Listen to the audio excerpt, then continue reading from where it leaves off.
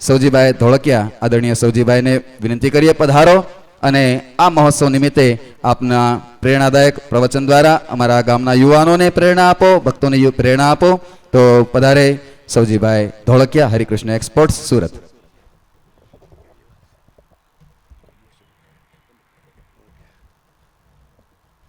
બોલો સહજાનંદ સ્વામી મહારાજની, હરિકૃષ્ણ મહારાજની. આપણે હરિકૃષ્ણ મહારાજની જય આવી નો હાલે. માંદી ભલે 12 વાગી ગયા, હજી તો આજે તો 11 જ છે, એટલે કઈ ભોજન મળવાનું નથી. હરિકૃષ્ણ મહારાજ જય. ખરેખર કોટડા પીઠાની તાકાત કેટલી છે એ તમને નથી ખબર, મને ખબર છે. કારણ કે આજે સ્વામી 42 વર્ષ પહેલા એક્ઝેક્ટ કોટડા પીઠાથી હું ભાગીને સુરત ગયો છું. હું અહીંયા 1 મહિનો રહ્યો તો મંદિરમાં ભણવા માટે. મને દાદાએ અને બાએ મોકલ્યો હતો અને ખરેખર હું ભાગ્યશાળી છું કે અહીંયાથી મને પ્રેરણા મળી, મજબૂતાઈ મળી. આ ધરતીનું કાંક પાણી જુદી પ્રકારનું છે, સામાન્ય પાણી નથી. ભગવાન જો 17 વાર આવ્યા, મેં હમણાં સાંભળ્યું, તો કાંક વિશેષતા છે. રહી વાત આપણે ખોજ કાંક કરવાની બાકી છે. એટલે મારી સ્ટોરીમાં મને કોટડા પીઠાનું કીધું. અમારા ભાઈ રવજીભાઈ છે ને, એ બહુ પ્રેમાળ માણસ છે, ભગવાનનું માણસ છે. પૂછડું પકડે પછી મૂકે નહીં. હું એમને 20 વર્ષથી ઓળખું છું. આજે કથાપાન રસપાન કરાવે સ્વામી નિત્ય સ્વરૂપ સ્વામિનારાયણ ભગવાન, મારા પિતાશ્રી, કોટડા પીઠાના વડીલો, સંતો, ભાઈઓ, બહેનો અને બાળકો. ખરેખર હું તમને કંઈ કહેવા જાઉં એ અતિશયોક્તિ લાગશે, પણ મારી પાસે કહેવા જેવું કાંઈ નથી. હું એટલું જ કહું છું કે મેં જે કંઈ કર્યું હોય એ હું કહું છું, અને કહું છું એ હું કરું છું. મારી પાસે બીજી કોઈ લેંગ્વેજ નથી, બીજી કોઈ ભાષા નથી. એટલે તમને એમ લાગશે કે આ પોતાની વાત કરે છે, પણ હું યંગસ્ટરો માટે ખાસ કહેતો હોઉં છું. પોતાની વાત એટલે કરું છું કે તમે એવું માનતા હો કે આપણે ભણેલા નથી, તમે એમ માનતા હો કે આપણે ગામડાના છીએ, તો આપણે અભણ છીએ, ભણ્યા નથી, ડિગ્રી નથી, આપણા મા બાપ પાસે પૈસા નથી, આપણને કોઈનો સપોર્ટ નથી, આપણે કેવી રીતે આગળ જઈ શકીએ? પણ જ્યારે હું એટલે કહેવા જાઉં છું, જ્યારે આપણને ભગવાન ઉપર ભરોસો હોય તો આ દુનિયામાં કોઈથી ડરવાની જરૂર નથી. અમેરિકાનો હોય કે અમરેલીનો હોય, એ આગળ જાય ને જાય. એને વિશ્વાસ હોવો જોઈએ પોતાની જાત ઉપર, પોતાના કોન્ફિડન્સ હોવો જોઈએ પોતાની મહેનત ઉપર. અને આ દુનિયામાં ખરેખર ચમત્કાર કાંઈ થવાનો નથી. તમે એવી આશાએ બેઠા રહો તો ઘરે કાંઈ તમને કોઈ હુંડલો ભરીને આપી જવાનું નથી. અને મહેનતનું કોઈ ઓપ્શન નથી. ભગવાનને પણ દયા આવે. હું તમને ત્યાં લગી વાત કરું, કામ એવું કરો કે વિધાતાને ખરેખર ચેન્જ કરવું પડે આની આ ભાવમાં. એટલી મહેનત કરો તો ભગવાન પણ પીગળી જાય અને સંતોના આશીર્વાદ મળી જાય. કોઈક માણસના જ્યારે નાભીમાંથી આશીર્વાદ મળી જાય, આપણી લાઈફ ફરી જાય. એ માણસ ભલે એની પાસે દાંતડા કતરાવાના ન હોય, પણ એના આશીર્વાદ દેવા માટે એની પાસે કરોડો રૂપિયા હોય, કારણ કે આશીર્વાદ કર્મથી નીકળતા હોય છે. એટલે હું બાળકોને કે મોટિવેશન માટે કહેતો હોઉં છું. હું પણ તમારી જેવો હાવ ઠોઠ નિહાળ્યો હતો. હું અહીંયા ભણતો હોય મને ખબર નહીં, પણ પોલીસ પટેલનો દીકરો હતો એટલે પાસ થઈ જતો હતો. કારક શાકભાજી લઈ જતો હતો. એટલે હું મારીથી ઠોઠ કોઈ હોય નહીં નિહાળ્યો, છતાં એક શિક્ષકની પ્રેરણાથી, ભગવાનના ભરોસા ઉપરથી, કારણ કે મારી બાએ મને 3 સૂત્રો શીખવાડ્યા હતા.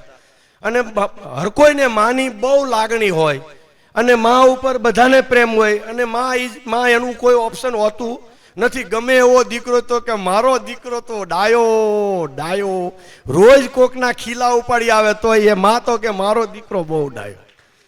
માનું કોઈ ઓપ્શન નથી. એટલે મારી બાએ મને 3 સૂત્રો આપેલા. તું હારો માણા બનજે, મોટો માણા બનજે ને પૈસાવાળો બનજે. 12 વર્ષનો હતો ત્યારે સ્વામી પૂજા આપી હતી.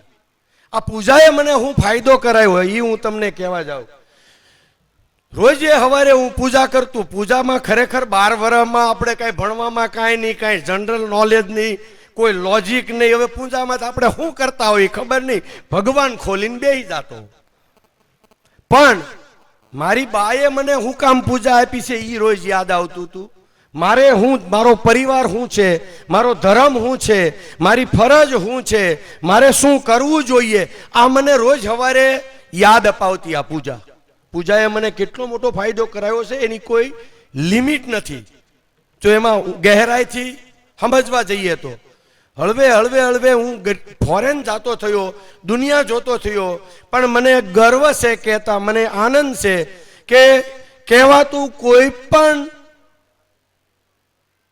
અયોગ્ય યા તો કોઈ કુટેવ ક્યાં તો બાળપણમાં પૈસા આવી જવા છતાં કોઈ લખણ ખોટું આવ્યું નહીં પૂજાના કારણે. એટલે ભગવાન મારી સાથે છે એવું તો કેટલી વાર મને પ્રૂફ થયા છે કે મારું કોક ધ્યાન રાખે છે, મને કોક સપોર્ટ આપે છે. મેં કાર્ય માટે કોઈ દિવસ શંકા નથી કરી. આપણને તકલીફ એ છે કે આપણે વારા ઘડીએ શંકા કર્યા કરીએ આપણી જાત ઉપર, આપણા કામ ઉપર. આપણને આપણી ઉપર ભરોસો નથી. વહેલા મોડું રિઝલ્ટ તમને મળે ને મળે. આ નિયમનો, કુદરતનો કાનૂન છે, સૃષ્ટિનો નિયમ છે અને આ ભગવાનનું વરદાન છે. કરેલું કોઈ દી ફેલ જાતું નથી. હું તમને એ કહેવા જાઉં છું, આ પૂજાએ મને બહુ મોટો ફાયદો કર્યો. મને તો બહુ બધા ફાયદા સ્વામિનારાયણ સંપ્રદાયના થયા છે. એના માટે મારે બહુ મોટી કથા કરવી પડે. પણ હું તમને સેમ્પલ ખાલી કહું. મેં જનમંગળના પાઠ કર્યા છે. મને કોઈએ શીખવાડ્યું કે 11 લાખ જનમંગળના પાઠ કરો તો સંકલ્પ કરો એટલા સિદ્ધ થાવ. કારણ કે મારો એક જ સંકલ્પ હતો, બાએ કીધું મોટો માણા બન, સારો માણા બન ને પૈસા વાળો બન.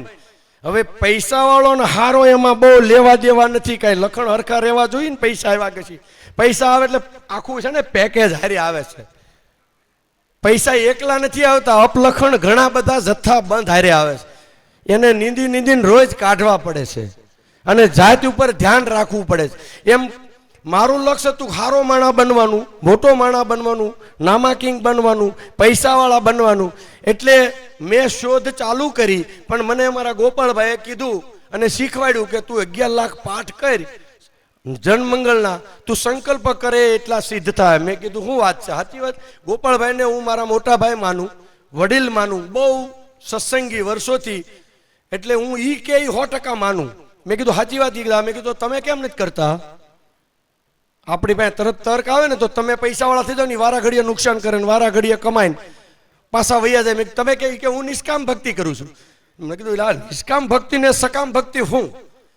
તો એ કે ભાઈ આ ભાવમાં સુખી થવું હોય એને સકામ ભક્તિ કહેવાય, અને મરી ગયા પછી સુખી થવું હોય નિષ્કામ ભક્તિ કરવું. મારે મરી ગયા પછી સુખી થવું. મેં કીધું આપણે તો સકામ ભક્તિ કરવી છે, અત્યારે જ સુખી થવું. મને ઈ ભક્તિ શીખવાડો. અમે ઈ ભક્તિ કરી એટલે મેં ચાલુ કર્યા. એના ભરોસે 11 લાખ પાઠ કીધા હતા મને. મેં રોજના 100 પાઠ એવું નક્કી કર્યું. 25 નારાયણ મુનિ દેવના આંખમાં આંખ નાખીને રોજ કરવાના. બપોરે હું જમવા જાઉં લોજમાં ત્યારે 25 પાઠ કરું. સવારે પૂજા કરું ત્યારે 25 પાઠ કરું. સાંજે મંદિરે જાઉં ત્યારે નારાયણ મુનિ દેવની સામે ઉભા રહીને 25 પાઠ કરું. 100 પાઠ 360 દી 3,60,000. આવું મેં કેલ્ક્યુલેશન કર્યું. મને ખબર નથી કેવી રીતે ટોટલ થાય, પણ હમણાં મને ખબર પડી. એ હું તમને પછી વાત કરું. મેં 3.5 વર્ષ સુધી પાઠ કર્યા. 3,60,000 મારા ગણિતમાં થયા. 3 વર્ષમાં 10,80,000 થયા. 11 લાખની શરત હતી એટલે મેં 3.5 વર્ષ લગી કર્યા. 3.5 વર્ષ લગી 7 કલાક સુધી સ્વામી રોજ પાઠ. 7 કલાક થાય. તમે ગણતરી કરી લેજો 100 પાઠ કરવા હોય તો 7 કલાક લઈ buck buck buck buck buck buck મનમાં જાણે બધા પાગલ સમજે. હવે 7 કલાક કામ કરવાનું, 7 કલાક હોવાનું, 2-3 કલાક રોટલા પાણી કપડા બપડા ધોવાના ને ઈ કોઈ કામ બીજું નહોતું થયું. 3.5 વર્ષ સુધી હું શું કરતો હતો? ભગવાનની હારે મારી લિંક મેળવતો હતો. મારી શ્રદ્ધા મજબૂત થતું હતું, મારું વિઝ્યુલાઇઝેશન થતું હતું, મારું સપનું જોવાતું હતું. મોટો માણા, સારો માણા, પૈસાવાળો. આ મને 100% 40 વર્ષ થયા. જેટલા મેં સંકલ્પ કર્યા હજી સુધીનો એક પણ સંકલ્પ એવો નથી કર્યો નથી કે મેં કર્યો હોય પૂરો નથી થયો. તો એનો મિનિંગ કે ભગવાન હારે છે. બધા કઈ હારા સંકલ્પ નથી કર્યા, બધા ગાંડા કર્યા. ન કરે એવા બધા કર્યા ને ભગવાને બધાએ પૂરા કર્યા. કારણ કે મને ભગવાન ઉપર 100% ભરોસો છે. સ્વામીએ વાત કરીને કોઈ દી ઝઘડો જ ન કરવો. હું મગજનો બહુ સ્ટ્રોંગ, છતાં મેં આ એક જીવનમાં અનુભવ્યું છે કે ઝઘડામાં આપણી એનર્જી 100% બીજે ફોકસ થઈ જાય છે. અને આપણા ભગવાને મેં ઘણી જગ્યાએ વાંચ્યું છે, આપણું મોઢું છે ને એ હારું બોલવા માટે છે, આપણા કાન છે ને એ હારું સાંભળવા માટે છે. ખરેખર તો નેગેટિવ બોલે ને એનું આપણે સાંભળવું નહીં, કારણ કે આ કાનદાની છે, આ ફૂલદાની છે, આ કચરા પેટી નથી, આ થૂકદાની નથી. આપણે કોઈનું નેગેટિવ કે કોઈનું ખરાબ સાંભળવું પણ નહીં, ત્યાંથી ભાગી જવું. આપણું મગજ બગાડવાનું થતું નથી. એટલે હું તો ઘણીવાર જોશમાં આવીને ખીજાવ, પણ તોય હું એને ખંભે હાથ મૂકું અને સોરી કહું. હું લાફો હોતે ને કારક મારી દઉં. મારો સ્વભાવ પણ હું પાછો એને તરત સોરી હોતે ને કહી દઉં, ભાઈ મારી ઉતાવળ થઈ ગઈ. મારું કહેવાનું ભાવ થશે, આપણને દુશ્મના વટ પોહાય નહીં, આપણે આગળ જવું છે, આપણે સફળ થવું છે. આપણને નેગેટિવિટી પોહાય નહીં. સામેવાળાને વર્તવું હોય એ વર્તે, એ એની જવાબદારી છે. આપણે કેમ વર્તવું હોય એ આપણી જવાબદારી છે. એમ સ્વામીને મારી વાત ગમતી હોય તો એક ઈ અને એક આ મા બાપની. મેં લાઈફમાં હું તમને જાહેરમાં કહી દઉં, ગમે તે પોઝિશનમાં ગમે તે હિસાબે મા બાપ ગમે એવા હોય, એનું બીજું કોઈ ઓપ્શન નથી. એટલે મા બાપની મર્યાદા ક્યારેય તોડવી નહીં. ભગવાન ક્યારેય રાજી થશે નહીં. અમે 40 વર્ષથી 4 ભાઈઓ અને 33 વર્ષથી મારા લગ્ન થયા, બધા જ લેડીસો સાથે રહીએ છીએ. પણ આજ પણ દિવસ સુધીમાં એક પણ વાર ઘરમાં કોઈ દિવસ કંકાસ અમારા ઘરમાં અમે જોયો નથી, લેડીસોને પણ. એટલે મારું એમ કહેવાનું છે, મંદિરે જવાની જરૂર નથી, ઘર જ આપણું મંદિર છે. જો તમારા ઘરમાં મંદિર જેવું વાતાવરણ કરો, ભગવાનને તમારા ઘરે આવવું પડે, કારણ કે ભગવાનને પણ હારા માણાની જરૂર છે. આપણે ખાલી સાધુ નથી થવાનું. હું કહું છું, સીધા ખાલી થાવ. સાધુ સહન કરે એટલું તમ તારે નહીં કરતા, ખાલી સીધા થાવ. સાધુ થવાની જરૂર નથી. તમે સીધા થઈ જાવ ને તો આ દેશ માટે મોટો ઉપકાર કર્યો, કુટુંબ માટે મોટો ઉપકાર કર્યો, આપણા પરિવાર માટે મોટો ઉપકાર કર્યો, આપણા ગામ માટે ઉપકાર કર્યો. હું એમ કહું છું, કરવા જેવું ઘણા ગરીબ માણસો એમ કે, પૈસા વગરના એમ કે અમારી પાસે કાંઈ છે ને એમ કરી હું, પણ કરવા જેવું તમારી પાસે ઘણું બધું છે. હું કહું, કોઈને નડવું નહીં, એ તો કરો, ન કરો તો કાંઈ નહીં. ઘણા છે ને, હું તો વ્યસન મુક્તિની વાત કરું ને સ્વામી, તો 60 વર્ષવાળા માફ કરજો આ સ્ટેજ ઉપર, પણ સ્ટેજ છે ને એ ભગવાને હોપ્યું છે ને એ એના બાપનું છે, એનું બધાને સાંભળવું જ પડે. કદાચ ખોટું છે, હું મર્યાદા રાખીને વાત કરું છું, હું બહુ સભાનતાથી વાત કરું છું, અને હું જે બોલું છું એ કરું છું એ બોલું છું એટલે કહું છું. ઘણા વડીલો એમ કે અમારે તો 60 થઈ ગયા, હવે અમે તમાકુ ખાઈ કે ન ખાઈ, હું ફરક પડે. હું બહુ સાચી વાત કરું, આપણે 60 થઈ ગયા, અહીંયા રોકાવાય જ નહીં, વયું જવાય, અહીંયા નડવા રહેવાય જ નહીં. 60 થઈ ગયા તો જો કાંઈ વધ્યું જ ન હોય તો તમાકુ હું કામ ખાવી? આપણામાંથી આપણા દીકરાઓ પ્રેરણા લે છે. સ્વામી, હું હમણાં 10 દિવસ દુધાળામાં રહ્યો. 40 વર્ષ પછી કદાચ પહેલો રેકોર્ડ થશે કે હું 10 દિવસ દુધાળામાં રહેવાનો છું, બિના રીઝન. ખાલી એક તળાવનું કામ છે મારા ગામમાં. અમારું ગામ તો બહુ સારું ગામ, બધે સારું. એવા બધા ગામડાની શું પોઝિશન હશે એ હું તમને ખાલી એક્ઝામ્પલ આપું. 10-10 વર્ષના, 12-12 વર્ષના, 15 વર્ષના, 16 વર્ષના છોકરાઓ બધા મારી કરતા હોશિયાર છે દુધાળામાં. બધા જ મારી, બધા જ ગોવિંદભાઈ, સૌજીભાઈ, ગોપાળભાઈ થાય એવા છે. એટલા કેપેબલ છોકરા છે, પણ બધા જ માવા તમાકુ ખાય છે. આપણું ભવિષ્ય મને તો દેખાઈ ગયું, આ આપણું ભવિષ્ય છે. જો આને કેળવણી મળે, એ કોઈ બાપા કહેતા નથી કે તું માવો ન ખાય, કાં તો બાપો માવો મંગાવે અને 2 કટકા છોકરો ખાતો આવે. હવે આમાં કેવી રીતે આપણે જાત, અમે ઘણી વાર કહીએ છીએ કે અમે લોકો, અમારે એવું નહીં માનતા અમે લોકો હારા છીએ.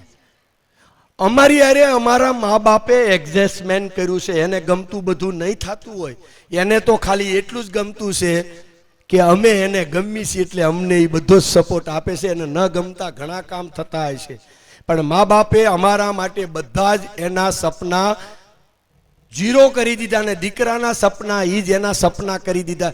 ત્યારે સુખ અને સંપત્તિ, સફળતા બધું હારે છે. કદાચ પૈસા મળી જશે, સુખ તો પરિવાર હારે હશે ને તો જ મળશે, કારણ કે સુખ કાંઈ પૈસા આપતા નથી, પૈસા સગવડતા આપે. સુખ તો છે ને પરિવાર સાથે હોય તો જ પૈસેથી સુખ ભોગવવી શકી. મારો દીકરો અમેરિકા છે અને મારા ફાધર દુધાળા છે, દીકરો ન્યા જલસા કરે છે, અમને એનો વાંધો નથી. હું ને બાપા અહીંયા તડકે તળાવ કરવી છીએ, એને વાંધો નથી, એટલે અમારા ઘરમાં સુખ છે. એને અમેરિકા જલસા કરવામાં અમારો વાંધો નથી ને અમને દેશમાં તડકે એની હારે ન જાય તો એ કઈ કુરાજી નથી કે અમારી હારે વેકેશન ન ગાળ્યું, અમને થોડો સમય આપ્યો. હમણાં અમારે નરેન્દ્રભાઈ મોદી આવ્યા હતા સુરત અમારી ફેક્ટરીમાં. વર્લ્ડમાં પહેલો રેકોર્ડ સ્વામી છે, ગૂગલમાં જોયું. નરેન્દ્રભાઈ મોદીએ કોઈ પ્રાઇવેટ કંપનીમાં ઓપનિંગ કર્યું હોય એવો પહેલો રેકોર્ડ વર્લ્ડમાં. અને એને એના ભાષણમાં મિત્ર શબ્દ વાપર્યો હોય. અમારા માટે આજના યુગ માટે તો સુદામાન કૃષ્ણ જ કરતા વધારે ડિફરન્સ કહેવાય. તો એને મિત્ર શબ્દ પહેલી વાર લાઈફમાં ગૂગલમાં તપાસ કરજો. એના ભાષણમાં અત્યાર સુધીમાં મિત્ર શબ્દ વાપર્યો એ પહેલી વાર વાપર્યો કે મિત્ર સૌજીભાઈ. મારું એમ કહેવાનું છે કે આ 40 વર્ષનું વાવેતર છે ત્યારે આ રિઝલ્ટ આવ્યું છે.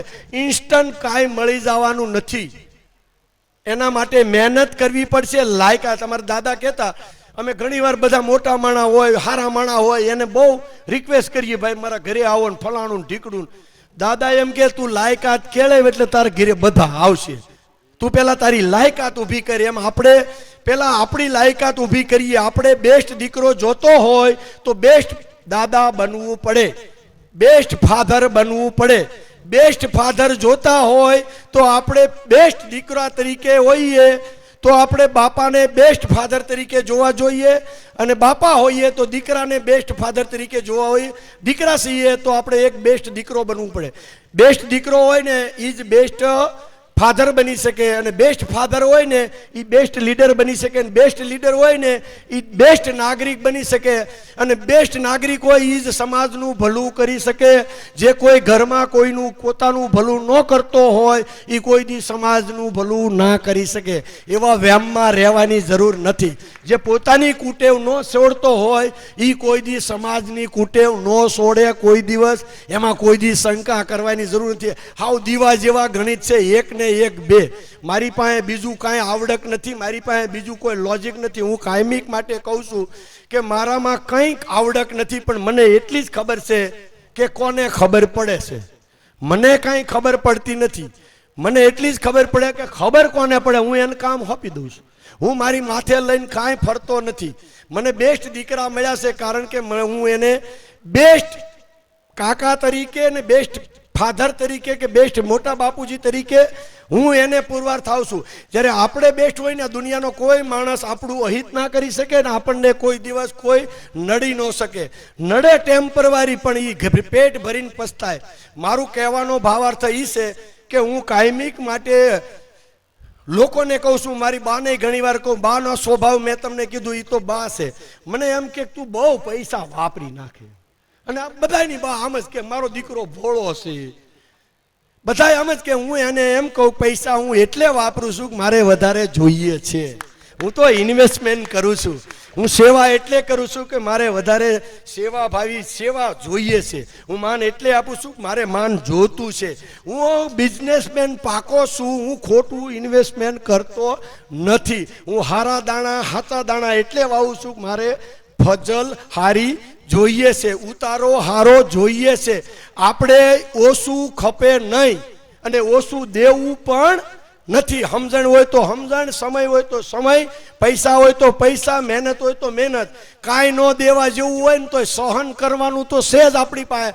કાંઈ નહીં તો સહન કરો, પણ દુનિયાને કોઈને નડો નહીં, એટલે ભગવાનના પ્યારા થાય. અને આપણે તો હું કાલે જ મારા બાને કહેતો હતો કે આપણી પાસે બહુ થોડી જિંદગી છે, બહુ થોડી જિંદગી છે. આપણે એવી જીવીને જાવી છે, એવું કરીને જાવું છે કે છેલ્લે ટાણે મરવાની પણ મજા આવે. આપણે સારી રીતે મરવું છે. લોકો ઘરના તો લોકોને દેખાડવા બે આહુડા પાડશે, કારણ કે બીજા આવ્યા હોય ને મોઢે એટલે આપણે પોક મૂકવી પડે. આપણો રિવાજ છે.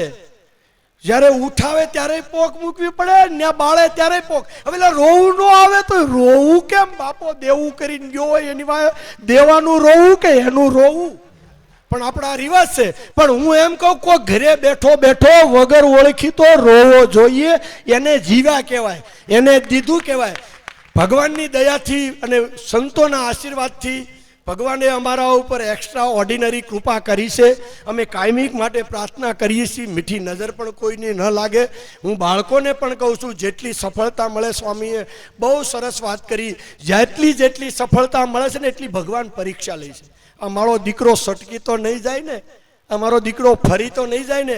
એટલે જ્યારે મને મુસીબત આવે ને ત્યારે તો હું ખુશ થાઉં છું, કારણ કે ભગવાન પરીક્ષા લે છે. તારે પરીક્ષા લેવી એટલી લે ને, આપણે કાંઈ નાપાસ થવા માટે જન્મ્યા નથી.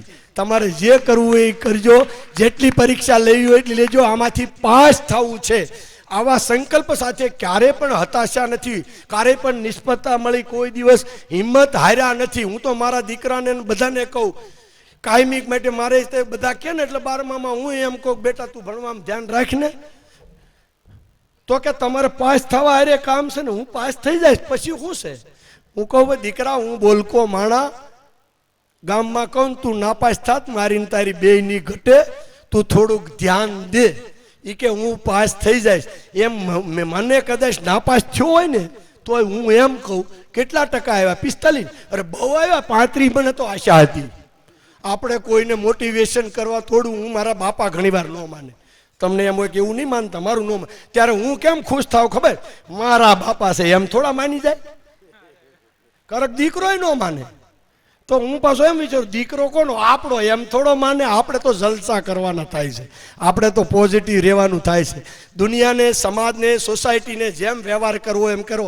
આપણી ખુશી આપણે જવા દેવાની થતી નથી, અને ભગવાન એની ઉપર જ રાજી થાય છે. જે માણા કાયમી પોતે રાજી રહેતો હોય, રોતલિયા ભગવાનને ફાવે નહીં, જમવાનું ભાવે નહીં અને આવે નહીં. આપણે ત્યાં ભગવાન આવે, આપણે એવા લાયકાત કેળવી. હું પ્રાર્થના કરું સ્વામીને, એના આશીર્વાદ રહે અમારા પરિવાર ઉપર. મને અહીંયા બોલાવી, સન્માન આપ્યું, 2 મિનિટ મારી વાત રજૂ કરવા માટેનો સમય આપ્યો, એ બદલ બધાનો આભાર. Thank you very much. Good luck Swami. જય સ્વામિનારાયણ.